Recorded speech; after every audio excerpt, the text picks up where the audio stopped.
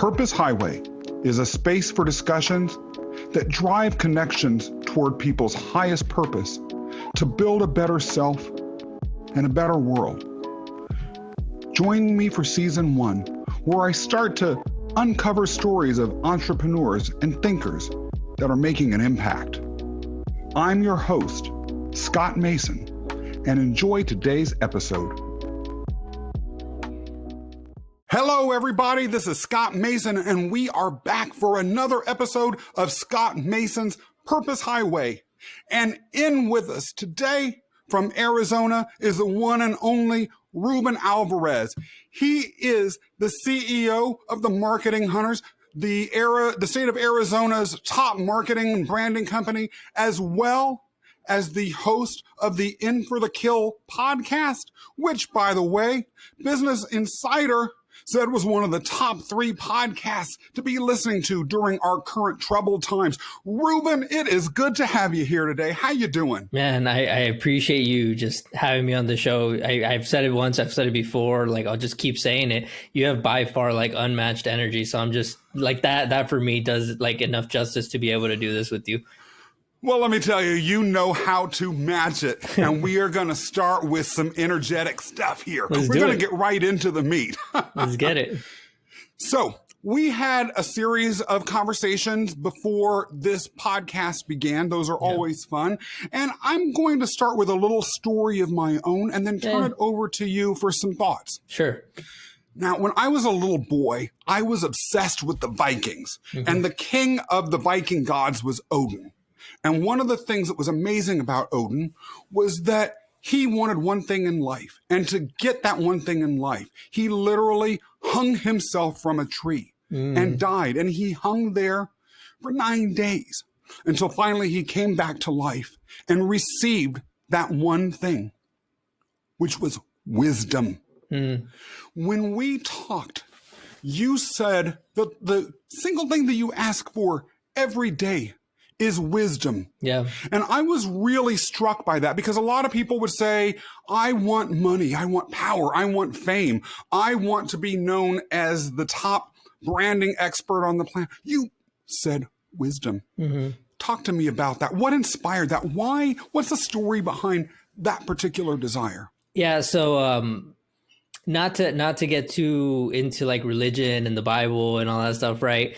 But you kind of said it yourself, people ask for everything, and it's the same thing in the Bible. Everybody was asking God for the same generic, basic things, and nobody was really, I feel, asking for something that only he could give, right? You ask for riches, you ask for food, you ask for all these things, and it can be provided for you. It's very easy for you to get all these things. Even if you say, I want to become a millionaire, the answer is work. You know what I mean? But where does wisdom come from? Wisdom comes from something that you have to go through, that you have to endure. And the thing is that if you were able to get wisdom in a way to where you didn't have to actually go through, endure, fail, cry, bleed, if you were able to just ask for it and something divine were to, come in, what could you not have as a result of it? And I think that that's something that people ask too little of themselves. They ask too little when they go in for a goal, whether it's a business or a life partner or something. They say, I want to be happy. Now, I want this person to be so happy that they could never leave me. I want this person to be so happy that they only think of me throughout the day. It's always just so small. And what ends up happening is if you reach that, there's still risk involved in everything that you do. So for me, when I just realized that if you want to get something done, you just go straight to the top, go straight to the source. So for me, it was always ask for wisdom, get everything else. And I just put all faith into that. I put all faith into believing and go after the one thing that will give you the answers to everything else that you're looking for in life. Wow. I have to say, I've never heard that framed that exact way before. Talk to me a little bit about the path to wisdom. So I honestly, I feel sometimes that I'm highly blessed and favored. And I say it every day, but some days I feel it more than others, right? Because everything seems to work out for me, right? Everything just seems to work out for me. Yeah. And sometimes I'm like, why? Because I don't feel that I'm that great of a servant to God. I feel that I am lacking. I feel that I have my issues. So the path to wisdom, realistically, is what I said already. Like, it's blood, sweat, and tears. If you want to become wise, you're going to be like thrown in the gutter. You're going to be dragged around, and you become wise because of it. But the weird part about me is that I feel that I don't have to go through a lot of the stuff that other people have to go through, because I just feel that because I'm asking for it, I am naturally wise and I avoid the pitfalls. It's strange. It's a strange thing. I don't know how to explain it to you, but that's how I view it. Interesting. So have you ever had situations, though, that you've been through that you feel like have had a dramatic impact on your ability to achieve wisdom or to receive that request once you've gotten it? So the thing is that even though I do feel that I'm favored, right? I do feel that I have asked for and I've gotten it. There's situations that you're going to be put through, like no matter what happens, and you're going to have to endure those moments. And for me, the two biggest moments that I've had so far is I had one where my cousin, what was it, about 10 years ago, he hung himself. And it was a cousin that I grew up with, same age as me, probably 1 year older than me, grew up like a brother. And as much wisdom as you want to pray for and ask for, you're going to have to feel every single emotion out of that. You're going to get wise because of it. But the thing is that you're not going to be able to just kind of pray for the wisdom to be able to kind of just endure no, you got to go through it. Like, I'm sorry. The second one was actually working 10 years at this business that I was in, and being promised that I was going to make more money, that I was going to, become a partner one day, and all these, spectacular things. Working away, like just withering away, the type of person that you see that works like 80 hours a week, with the promise of a better life. Owner of the business sells the company, gives me $5,000, says, thank you for everything you've done. I just had to walk away. I'm like, cool. And I didn't know what to do. You know what I mean? Like, nothing really prepares you for those moments. As much as you want to be prepared, as much as you want to believe that you don't, that you're kind of exempt from all the bad stuff of the world, like, you're going to go through some stuff. There was a lot to unpack there. And let's step back a little bit and unpack these things one by one, because you can't just throw them out and I can't just sit and let them go by. And I'm not going to. So let's be more serious for a minute. Let's talk about the incident of, your relative who hung himself. Talk to us a little bit about what happened and what that meant for you. More than anything, it made me realize the biggest lesson that I took away from it, and that I still get to it today, is that you have to allow yourself to feel certain things, right?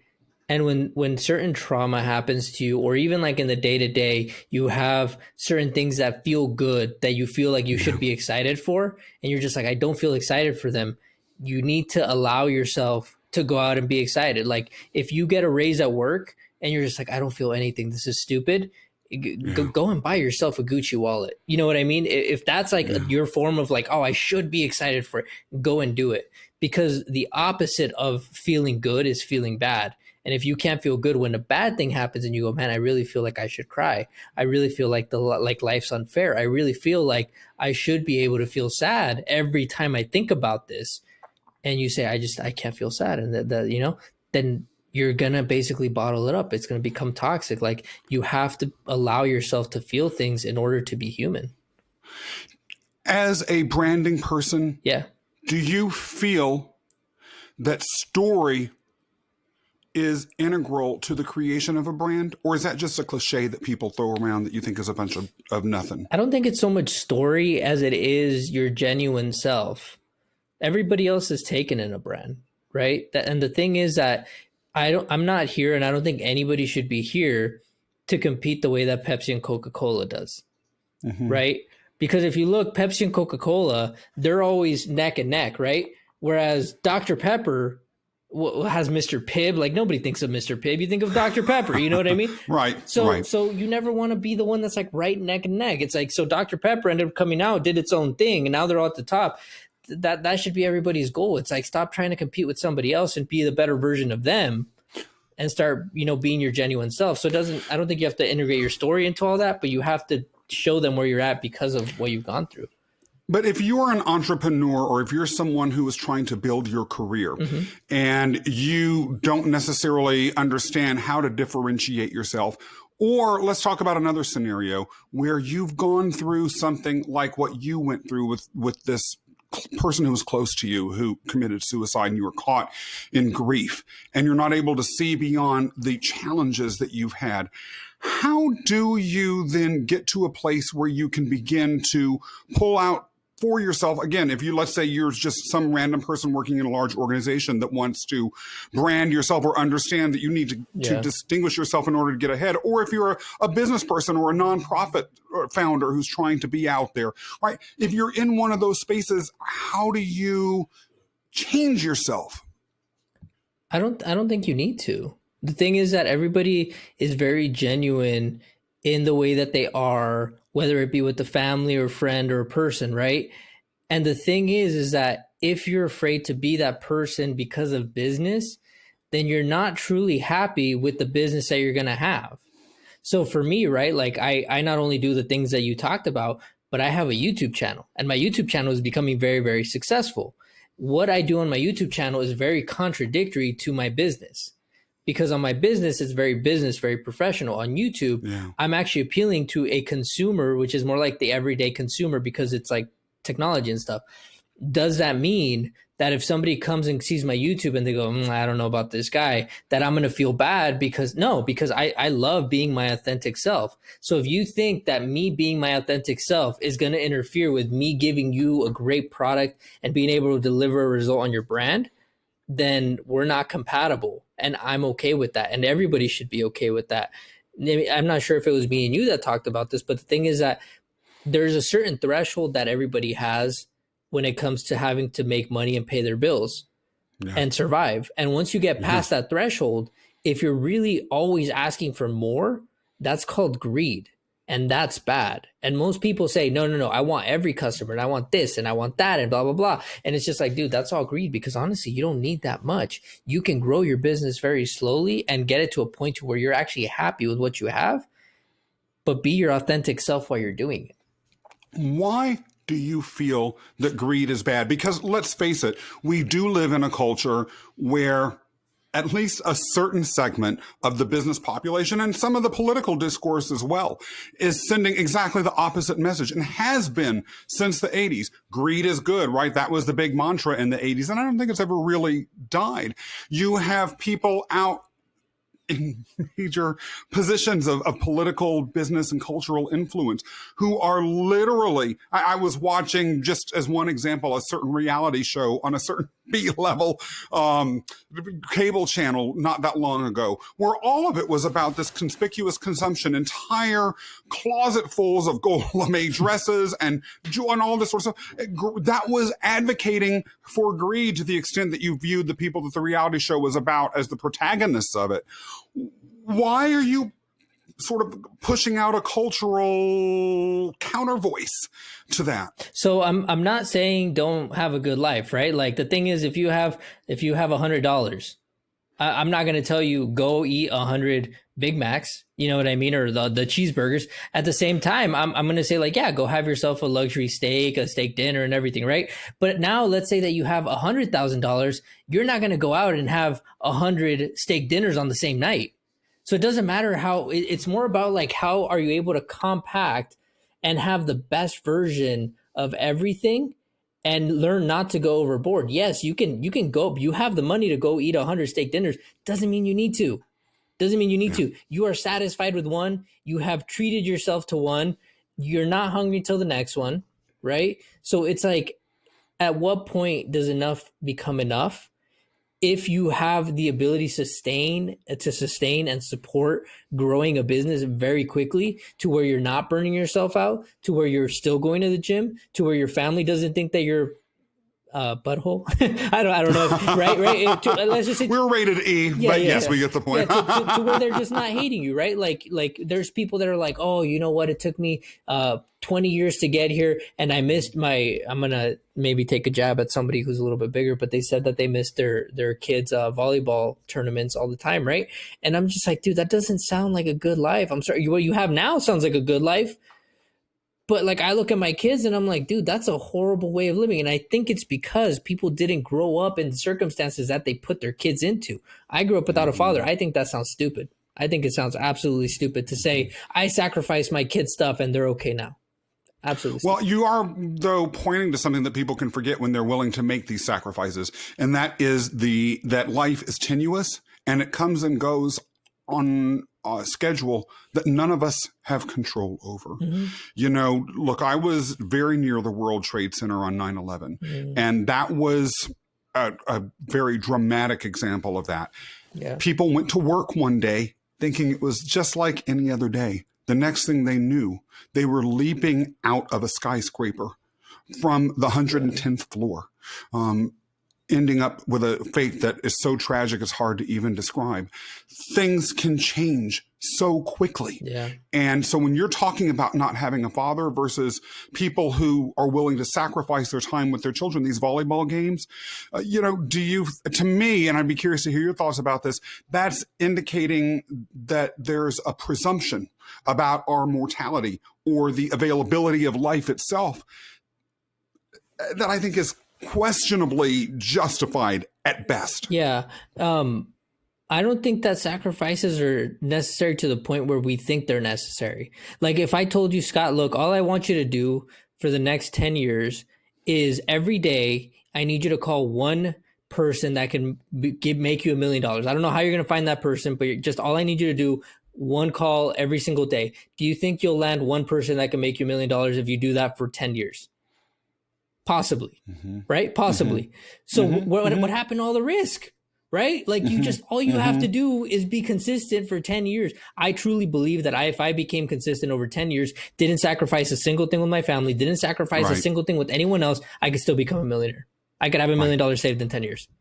Right. Embedded in a lot of what you've been talking about today is something that I want to explore a little bit more deeply and maybe ask you to tell us how this came to be, is a sense of connection between your purpose, what you're doing as a business person and as a father and as just a human being out in the world, and ethics, right? When you're talking about a moral judgment of greed, and you've defined that pretty specifically, or you're talking about some of the other things that you have mentioned during the course of this conversation, that ethical undercurrent is there. How did that come to be? Am I reading you right? And what does that mean for your business and for your clients? Yeah. And for your future, for that matter. So, I didn't know this. I barely took a test with somebody that I was, having coach me. And it turned out that the number one, because I guess there's 5 factors that play into like our identity and stuff. But the number one for me was actually authenticity.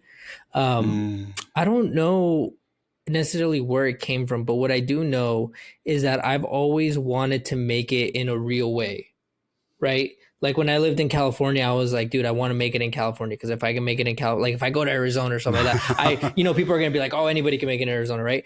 But and now I'm in Arizona, by the way. But no, you change your views on a lot of stuff, but that authenticity one, like I just always knew that I wanted to make it in a real way. I don't want to be the person who's like, I don't know if you follow my stuff quite a bit because I put out so much stuff. I get that. But it's excellent. And yes, I do. Okay. I basically put out this thing on YouTube, how much money I made in 3 days. Right. And just so because people are going to wonder, so I might as well just tell them, but it was like $7.62 in just YouTube ads. But most people, I don't want to be that guy that, says, oh my God, I've made $1 million of YouTube and I can show you how to do it too. And, it only takes 6 weeks and it's super easy. And then I scam people out of money, right? Because I know a lot of the people aren't going to be able to do it. So to me, that's what it means. So whenever I have a client, what it means for them is, for one, if something is not working, within the first few months, I tell them, maybe we shouldn't be working together. Maybe I'm not your guy, right? Maybe you need to find an ads guy that's going to be able to make an ad for you that says how to make money, how to make $1 million in 30 days without any, you know what I mean? Stuff like that. Other than that, I'm going to be able to get you what I get you by telling the truth. Yes, I can make you look great, right? Which is how you end up making stuff better. I can make you look great, but I'm not going to lie. So, Ruben, let's go back to something that you said much earlier that I think might speak to a lot of people today. You talked briefly about a time when you basically were given about $5,000 after putting in a lot of work at a job and being given promises, and then just told to skedaddle on your way. You went from that moment, which is a moment that has happened to a lot of people in their lives, and it's particularly happened to a lot of people right now during this current period.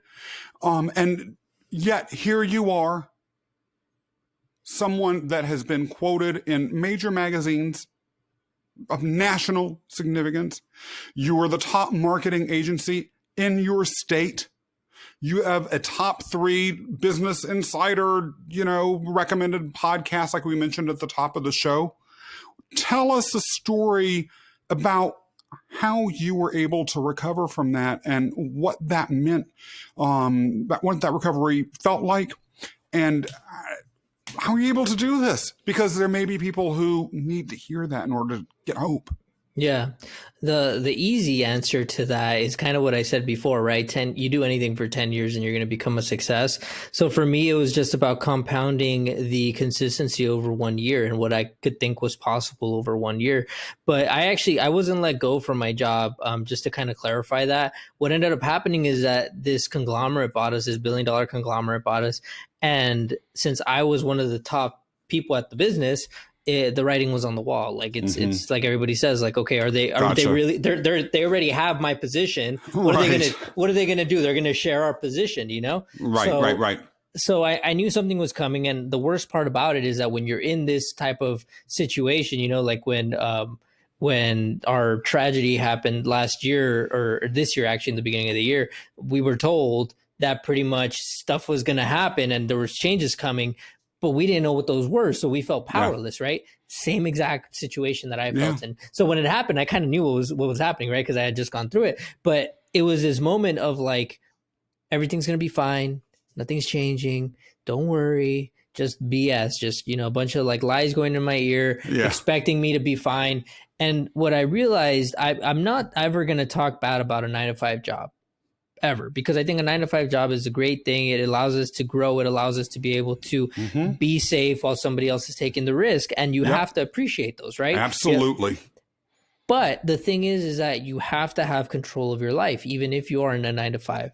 And I think that that's where I wasn't doing it. And a lot of people weren't either, because after that happened, dude, I started flipping shoes. I started flipping furniture. I started flipping what else? Like electronics. Like I would buy electronics like on OfferUp, and I would like tell these people these things. They would give them to me for $100. I'd make like $250 on them, right? So I was I started like, dude, I need extra money, and it was like $800 a month extra on just like flipping furniture. I was like, dude, I would go to the grocery store. People would start looking at me weird. I'd pull out $150 cash. People are like, what are you doing? I'm like, I flip furniture. Like, get out of here. Don't ask me. But the biggest thing is I just didn't control my life. So when that happened, I'm telling you, wisdom comes when you're dragged in the floor, right? To me, it was a slap in the face. It was a literal slap in the face. It was a punch right to the stomach.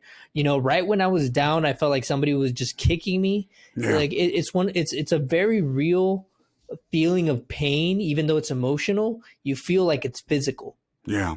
Yeah. So that's what I was going through. And I just realized, like, look, I've been saying, one of my goals that I had been carrying from when I was 25, 26 is I want to be a millionaire by age 30.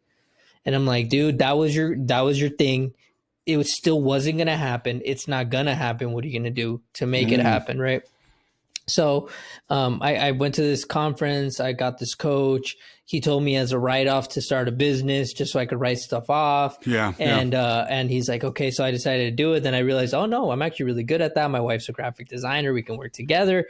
We ended up starting this business. We did really well. We passed 6 figures in a very short time. Same thing. I just decided, like, I want to be in publications. I want to get noticed. I want to be featured. And then another realization that came to me is when I had my podcast, I thought, how can I be known globally? Because views and listens and downloads in America is a given. Most people say, I want 20,000, downloads in a year. And it's like, that's cool. How are you going to get in 40 countries in a year? Right. So within like 2 or 3 months, I was like in Italy and England and India. And then to date, I actually am in 41 countries right now as far as listens. So it all starts with like, what do you want? And going to that source, like I said, just going straight to the top, just Yeah. go straight to the top. My biggest thing that's growing right now as far as exposure, because I want to be, like I said, I want to be known. Right. Yep. And being known in the business to business world takes a long time. So I'm like, how do I take a shortcut per se that I still have to work towards? And on YouTube, I get 525 views per day. That means 525 people have to look at my face and listen to my bad dad jokes that I tell on YouTube daily, and they're choosing to do it. So my biggest thing is I want to make what YouTubers make. I want to make 100,000 a year on YouTube, Yeah. or else to me it's not worth it. You know what I mean? So my thing to everybody is take control of your life. Know what you're going after. If you're going after a business, that business needs to be able to sustain you. It should not be a project or a passion project that basically is consuming you. Right? Know what you want. Know what you want. Take your life back. You know, marketing hunters, in for the kill. These are very vivid descriptors, names for the enterprises that you're running. Talk to me a little bit about what that means. How does that relate to your purpose? How does that relate to your philosophy? How does it relate to where you've been? How does it relate to where you're going? Well, it's funny because the marketing hunters, I think it kind of sparked everything, right? We wanted a name that was so easily identifiable with what somebody was trying to accomplish. So, I mean, you think like marketing hunters, I think everybody gets a pretty clear understanding. Everybody gets like their own idea, but more than anything, it's better than just naming it like RAC or like RCA marketing, right? Ruben Carolina Alvarez marketing.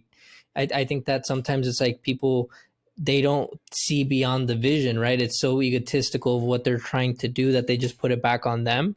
Right. And that's something that I've had to work on consistently with whatever I'm doing. In for the kill could have easily been, like all about me, but instead I'm like, no, I got to make the vision bigger. And then whenever I do, like, let's say I'm giving away something, most people go, okay, well, I'll give away a hat that has my name on it. And it's just like, okay, well, if I do that, who's going to enter the giveaway? So I'm always having to think like 2 steps ahead as to like what's actually going to identify with people, but that has to do with me.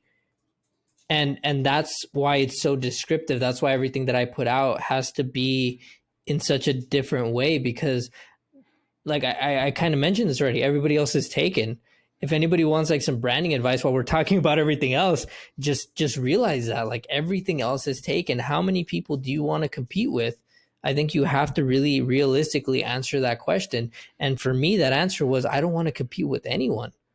Right. That's funny because there's another company called the Hunter Digital Marketing. And in the beginning we were competing with them. Right. So I'm like, dude, I'm tired of competing with these people. So what did I do? I created a Google My Business. I made sure that I basically pay by all the rules of Google. And the moment that I did that, on Bing, we have a knowledge panel. And on Google, we're headed towards a knowledge panel. And Hunter Digital went from being on the same page as us. Now they're on like the 3rd page. Like, I like getting people kicked out. I don't want to compete with people. I don't want people to compete with me on the same thing. And ultimately, if somebody creates a business that has the same name as me, I'll start a new business with a different name, and you're left with what people think of as what Ruben was. Wow. Ruben, are you connected with your higher purpose? Very difficult question for me to answer. I love it. Why? Because I don't feel like anything that I do is ever enough. I'm very good at being logical. I'm very good at drive. I'm very good at connecting a bigger picture. Like, if I say like, what's your biggest goal for this year? I want to be on Forbes. Like that was my big goal, right? Right. So if you say my higher purpose, I'm like, okay, I think I have a higher purpose, but I don't know what that is. So for me, it's difficult to answer and say yes 100%. Because I always feel like there's something that I'm missing. hmm Are you saying that maybe you feel like it's always a little bit out of reach, or are you saying that that can shift? What your higher purpose is might shift over time, or are you saying something else altogether? No, kind of like you said, it's a little bit out of reach, right? Like I might think that I have this higher purpose, but I'm like, what if I'm wrong? What if that's not it? So how can I always catch it if I'm like, this is it, right? And then it's like, no, it was this one. It's like, okay, now I got to get this one out. And it's like, no, but it was no. So that's where for me, right? Like they say like visualize stuff, and I visualize something, and then a year comes to pass, and I'm like, I tried so hard for that, and it just seemed like nothing was going for it. But I have this over here, and I'm good with that. So I guess in a way, I can answer your question in this way. For me, whenever I decide that I want something, if it seems like there's too much adversity for me to try to get it, I don't go for it. So like I recently purchased a car because I needed a tax write-off. Just, I don't know if anybody's going to hate me for that, but I needed a tax write-off, right? I didn't want to pay the IRS 15 grand this year. So I decided to get a car. My tax guy is amazing. He's like, look, this is exactly how much you need the car to be. And when I went to go buy it, I basically made this decision to where I said, look, if it is way too hard to buy this car, I'm not going to get it today. But if it just seems too easy, it's almost like I need to get it, right? It was too easy. So that's Right. when it comes to like higher purpose. And I just feel like I go with the flow very easily, because if it's meant for me, it's meant for me. And if it's not, then it's not. Yeah, I actually can really relate to that, right? Since moving into my current career path, for instance, things have been easier. It doesn't mean I don't strive. It doesn't mean that challenges aren't on the, in the way. And it doesn't mean that I say, okay, something's hard, so I'm not even going to try to achieve it. But it's one thing for you to, or for, at least for me, to experience sort of a tactical challenge. It's another for it to seem like I'm Sisyphus just pushing a rock up the hill only to have it go down. Especially my first career in government service, that's what I felt my life was like. Even as I was advancing, I felt like it was just harder and harder. For what? And there is something to be said when it comes to connecting to higher purpose, at least how I experience it, that is like you're in this, what I call the providential river, and the river is carrying you as opposed to you fighting against this stream that seems hell-bent on taking you in a different direction. Is that something you can relate to at all? No, absolutely. Especially when it comes to customer acquisition. It's kind of like I was telling you with like the whole greed thing. A lot of the times people will take on customers that they know they shouldn't. They'll do things that they know that they shouldn't. And the customer will say something like, okay, here's what I know my price is. It's 500, it's 1,000, 2,000 a month. The customer's like, you know what? No. And then they're like, okay. And they go back and forth. And then the customer doesn't answer for a few days. And then they go after the customer. And then the customer like yells at them. All these things just basically like red flags, right? They take the customer anyway, and then it just goes horribly. Yeah. If they had just listened to the signs, there was probably 3 other people who were just begging for that person's attention, but they reached for the other person who it shouldn't have gone through. Yeah. Yeah. And, having worked in a I co-owned a manufacturing company for a while. Those that were difficult during the customer acquisition process always ended up being the ones that we either had to fire or were, made our life a living heck on earth in order to please during the actual project and ongoing relationship management process. So yes. Yes. Yeah. Saying that from the top of the mountain. Just don't go against the grain. Like, and I don't, again, we don't mean that in a way to say, don't work hard. Right. But there is a very clear thing of what is meant for you and what is not meant for you. So just go and be easy on yourself and go for the things that you are meant for. Yeah. Thank you. Yeah. One thing that I know everyone who is watching this or listening to it is meant to do is to find out more about you, whether it is your podcast or your website or your YouTube channel. How can people find you, Ruben? Tell us, because we're crying out to know. So, if they want to know more about the general version of who I am, they can go to my website. And the great thing is that it's just my name. It's rubenalvarez.com, RUBEN Alvarez.com. If they want to reach out to me and like message me, then they can always go to Instagram, which is at I am Ruben Alvarez. Again, super simple. Yep. And by the way, I, in some recent posts on my Instagram site, reference you explicitly. So you can always look at my Instagram site if you need to find Ruben. But I really recommend that you go directly to his site because it's beautiful, it's interesting, and it's extraordinarily well done. And by the way, I've got to give a real shout out to that personal webpage of yours. It's stunning. It really is. Ruben, it has been amazing having you walk with me on the Purpose Highway today. Thank you. And for those who are watching or listening, come back for the next episode because that walk down the Purpose Highway is going to be as extraordinary as the one today was. Thank you for listening to today's episode. Join our community today at purposehighway.com and subscribe to get notified when new episodes go live. Scott Mason, checking out.